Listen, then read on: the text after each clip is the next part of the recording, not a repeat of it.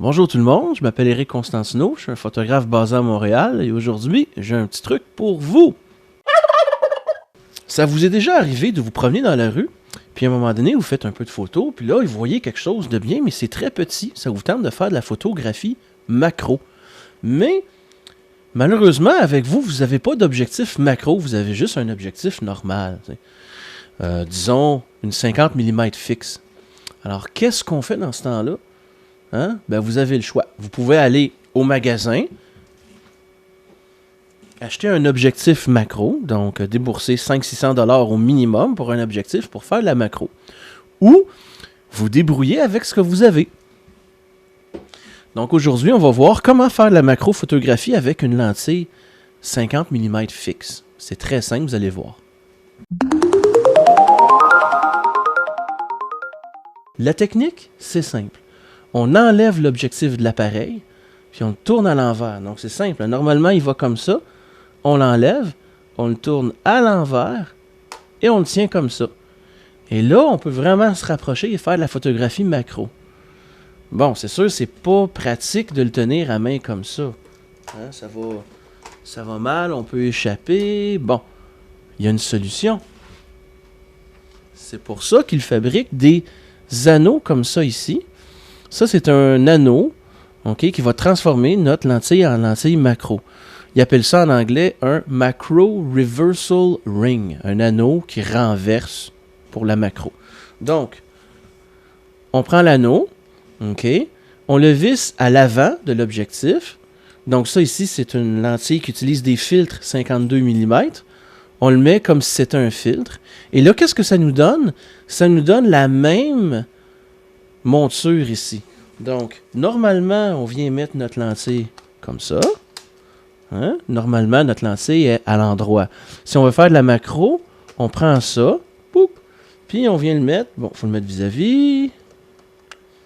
Il est où le point? Ah. Et voilà. Donc là, notre lentille est montée à l'envers.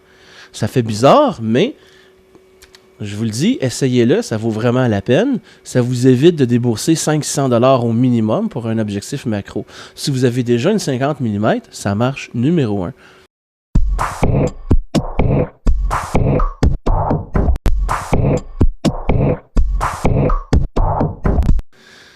Donc, si vous ne voulez pas débourser beaucoup d'argent pour faire de la macro, si vous ne savez pas si vous allez encore aimer ça ou pas, si vous explorez, moi je vous conseille, au lieu de vous acheter un objectif vraiment fait pour la macro, si vous ne savez pas si vous allez aimer ça, achetez-vous une 50 mm, une f1.8, donc c'est entre 100 et 250$ selon le modèle. Là.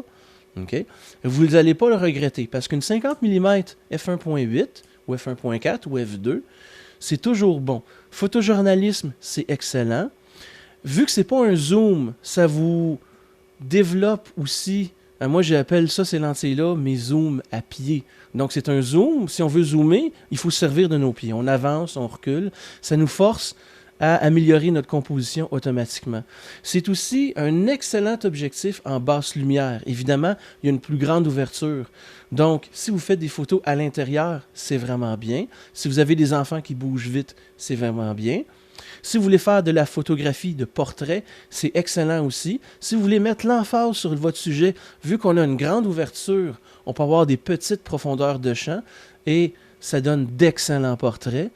Donc, c'est vraiment une lentille, vous n'allez pas le regretter. Et vous avez un objectif macro pour pas cher. C'est sûr que ce n'est pas aussi net, hein, aussi sharp qu'une vraie lentille macro, mais c'est quand même très bon, c'est quand même impressionnant. C'est beaucoup moins cher. Par contre, il n'y a pas d'autofocus. Donc, si vous voulez faire de la photographie de macro d'insectes, par exemple, qui bougent, c'est beaucoup plus difficile avec ça. C'est encore possible, mais ça devient beaucoup plus contraignant. Donc, vous êtes mieux d'investir à ce moment-là dans une vraie lentille de macro. Mais si vous voulez juste essayer un peu, voir si vous aimez ça, c'est vraiment, vraiment excellent. Et c'est un bon conseil que je vous offre. Donc, pour faire de la photographie macro avec une 50 mm, prenez-vous un petit anneau et voilà, le tour est joué.